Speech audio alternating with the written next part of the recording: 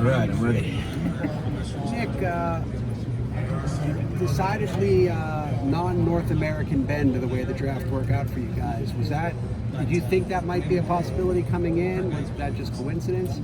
Yeah, probably a little bit of both. I think, there was obviously a lot of players that we were interested from Europe, and then sometimes it's just the way the list shakes out. That's how it went. I don't know if that was the plan per se going into it to go to Europe that much, but we really like all the players that we were able to get in Europe, and just the way the list shakes out sometimes. I believe it's the third consecutive year your team has drafted a player from Russia. Just given all the things that are going on with that country right now, what concerns, if any, are there about taking a player from that country? Yeah, obviously, it's not a easy thing that these kids are going through with everything that's going on there, and there might be some challenges in terms of getting these kids over, but I think we've seen lately that the kids are interested in coming over to North America and playing in North America with other teams' prospects that have been signing. So I just think sometimes you look at it as a value, an opportunity to get a kid later in the draft that might go earlier had we seen him live, seen him in tournaments all year. So I think obviously we understand the difficult situation that they're going through, but we were really excited to get Mikhail where we got him. Can you just give us your scouting report on Jaeger than the 5 players you took today? Yeah, for sure. Braden, we see him as a really smart, intelligent 200-foot center. Really good release on his shot. This year he focused more on his 200-foot game. Like I said, he had the drop in goals from his 16-year-old year to a 17-year-old year, but his assists went up. So I think he's added more option and playmaking into his game. And like I said, just really put a lot of time and effort into playing on both sides of the puck. So we see him as a really good 200-foot player that is going to be a guy that can play in all situations, power play, penalty kill, obviously 5-on-5 minutes as well. Emil Pienaniemi from Finland, good size, range, moves well, really good with the puck, smart, gets you out of your end, clean, transition game is very good, and the size to go with that, we were really excited where we got him. Sorry, I'm just refreshing myself on Mikhail. Like we talked about, Mikhail we view as a really smart 200-foot center as well. Makes a lot of plays, pass first mindset, but he's really diligent with and without the puck, and I think he's one of those guys that makes those around him better, makes his wingers better, and just a really smart player with and without it. Cooper Foster played in Ottawa this year. Kind of a guy that was maybe lower in the lineup for the Ottawa 67s, but we feel as he turns into his 18-year-old year and his 19-year-old year, and there's more opportunity presented to him. Same thing, we really liked his sense on both sides of the puck, and then we feel that there's skill and offensive production that are untapped at this time, and as more opportunity comes his way, that he'll be able to take advantage of it. And then Emil Järventie, undersized winger, offensive-minded, can really shoot the puck, and really good in the offensive zone.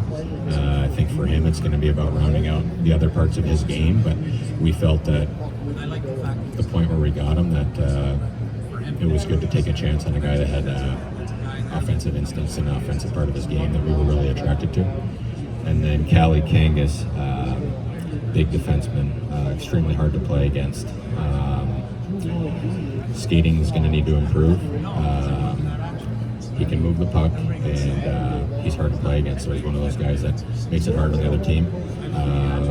So obviously, summarizing all those players, a lot of different types of players, but I think we were really excited looking at our draft class now that we were happy with all the picks that we were able to make. Going back to Braden, what was it about his character that stood out to you guys? Awesome kid. Like Dan McLean in the West spent a lot of time with him throughout the year. And Dan, obviously the player we were really excited about, but his character from day one of this draft was something that Dan had always talked about. Very driven kid off the ice, very respectful kid. And then when you kind of pair that with his on-ice game, it was someone that we were really, really attracted to. funny story actually about Braden is at the NHL Combine, we took Braden out to dinner. The night before we took Braden out to dinner, Braden got food poisoning at the NHL Combine. We told Braden and Braden's agent the next morning, the night of our dinner, Braden doesn't have to come to dinner. We totally understand if he's not feeling all right. We're not expecting him to come out to dinner. We can reschedule it for a different time, but Braden was insistent that he come to dinner, spend time with us, let us get to know him.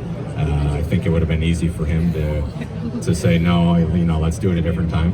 And again, we didn't expect him to meet with us that night, but it kind of tells you the type of kid he is and how driven and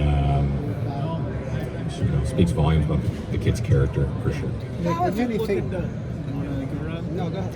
When you look at the last 3 drafts in totality and what you've been able to add in those drafts, I guess just how do you kind of feel big picture about the work you've been able to do to address the farm system in the last 3 drafts? Yeah, well, this is only my second draft. But I think, obviously I can speak on the last 3 drafts. I know some of those players, but, we haven't had a lot of picks. So I think, I understand and I know all the amateur scouts understand if the team feels like that the window's still open and we want to, make a run with our core guys still at the level that they're playing at in Pittsburgh, we certainly understand that. So we, haven't had a lot of picks, but I think that we're extremely happy with the players that we've been able to select with the limited picks that we've had. with Kyle coming in, what was it like? What were the sort of instructions? How involved was he? And did anything at all change about what you look for a Penguin? No, I don't think so. I think, he came in late in the process, or, there wasn't a ton of time before the draft. I'm sure there's going to be some things to be discussed after the draft in terms of how we want to approach going into next year with the draft. But Kyle was really good to us in the short amount of time that we've been able to spend with him, and encouraging us. One thing is taking swings, trying to hit a home run. Kyle's, he's the first one to tell us, guys, I understand, and girls, how difficult the draft is, and so he knows how difficult this process is. But when he encourages you to take some swings and to take some chances on some players that have a high offensive ceiling, that's good advice for us, because it kind of helps us make decisions on our list in terms of getting this guy ahead of that guy or that guy ahead of that guy. So just little things like that have been really helpful for us. And I'm just, really excited to continue to learn from Kyle, and I speak for the whole group. Your picks today were heavily from Finland. Is there anything unique about how Finnish players develop compared to the other European leagues or even North America? Not really. I just think that's kind of how it shook out. I think if you look at a lot of the Finnish players playing in the NHL right now, they're all really competitive players. Not all of them, but I think that's a common trait that Finnish players have, is they're extremely competitive and really good people, humble people, down-to-earth people. But I don't think that we went into it saying we had to take 3 Finnish players. It's just kind of the way that it shook out. How many of the prospects from this class do you expect to come to the development camp? I expect, Mikhail, I don't believe will be coming to development camp. Braden will be coming. Emil will be coming. Cooper Foster will be coming. Emily Arventi and Callie Kangas, when I walked over here, that was still up for discussion if we were going to be able to get them over for development camp or not. We heard a lot about how deep this draft was. Now that it's done, how did you see that evidence of that? Can you?